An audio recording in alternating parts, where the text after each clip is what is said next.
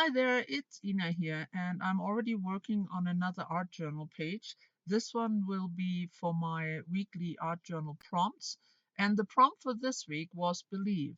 So I started with a rather wet gessoed piece of art paper and some watercolors. Now, my watercolors are very generic school watercolors, and I don't know if that was a problem, or I added too many colors, or I didn't let them dry enough, or I added too much water.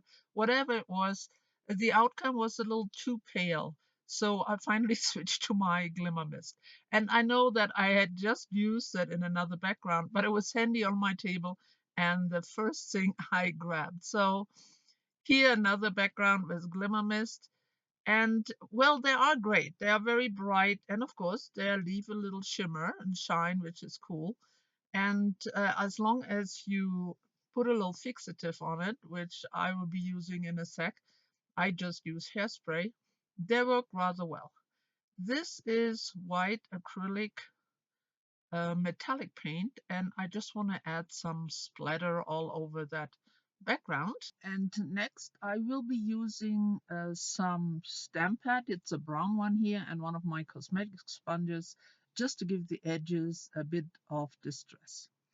Now, this is an image which was sent to me by my friend Andrea. It's from a stamp, and she sent me a big sheet of tissue paper with all kinds of fun and interesting images. So I cut it out first, and now I am fraying out the edges a little bit. I've used a wet paintbrush and now just the other end of the brush, just so it doesn't look too neat and tidy. It's a very pretty image, and for it to really show up well on this colorful background, I am just marking how big it is, and I will be adding some gesso to my paper here. Now, even though I added some hairspray and it really helps to fixate the glimmer mist, gesso really reactivates it a little bit, not too much. But in this case, it's actually quite nice. You will see in a sec, you see especially the orange and the green come through, and it makes the image look quite nice after it's all glued down. This is just some school glue I'm using, and I'm careful not to smudge over the edges too much, as it will pick up the glimmer mist. So here comes my image, and it fits just perfect. And after I add some more school glue on the top and saturate the tissue paper, you can see how the color comes through a little bit. A little bit of orange, a little bit of the teal green color, and it looks quite good, I think. So this is a script stamp and a little bit of black archival ink and a little bit more stamping here, just to bring a little more interest into the background. Now she is a bit steampunkish, and I will be using this die cut as well.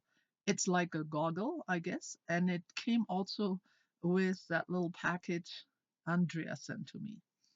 First, a little more stamping. I have this irregular circle dot stamps, and I'm using them again just for a little more interest to break up the background a little bit. And now this page will be simple, like most of my art, I think. But especially because if I want to keep up with these weekly prompts, I'm going to have to make my pages fairly quick. And these little elements really help this page to come together very easily. So I'm changing the color of the little die cut. First some gesso, and now some metallic teal acrylic paint.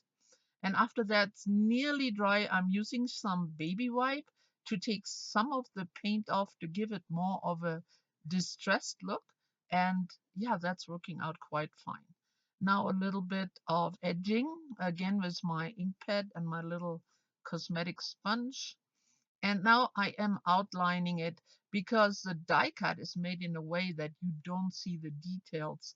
But as Andrea also sent me some stamp images of this pair of goggles, I was able to add all the details it needed to make it look a bit more interesting.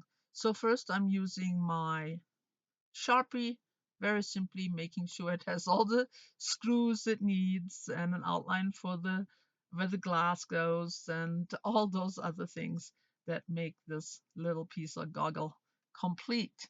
So I'm taking my time with this, but finally I'm done and it looks good. And so I'm using some more of that acrylic metallic paint to also color in the goggles which are on her head. And again, I'm using my Sharpie to add some details to her goggles as well. Now I am not adding too much detail to the figure itself. It is such a nice image. I don't really think it needs anything extra. So here go my goggles with some tacky glue, as well as a little bit of white highlight I add with my Posca pen here and there just to bring it out a little more and give it a little more interest. And now, of course, the theme of this page being believe leaves a lot of option of which direction to take it. But I thought of her as a woman who knows what she wants and has a lot of determination. So I thought she believed that it could be done, and so she went ahead and did it. You just saw me coloring that little wooden die cut word with this metallic copper paint, and I'm using the same paint and a very simple stencil to go all around the edges just to give this page a little border, which I always prefer. So let's see what's next. Oh yeah, this is glossy accent, and yeah, often it clogs up, but a needle will help it to open. And I thought it was perfect to imitate the shine of the glass in her goggles, as well as the big die cut goggles. So I'm adding it, and the needle just helps me to spread it out a bit towards the corners and to pop any bubbles.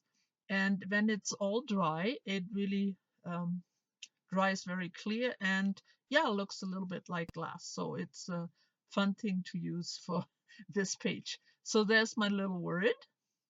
Again, I glued down with tacky glue. And here too, I'm using my Posca pen just to give the word some highlights. So I think it makes it pop a bit more. And a few more little highlights here and there, and I think I'm all done. I really enjoyed making this page. Of course, that lovely image made it very easy for me to make this look good. I hope you enjoyed the process. Come again and see me soon. Bye bye for now.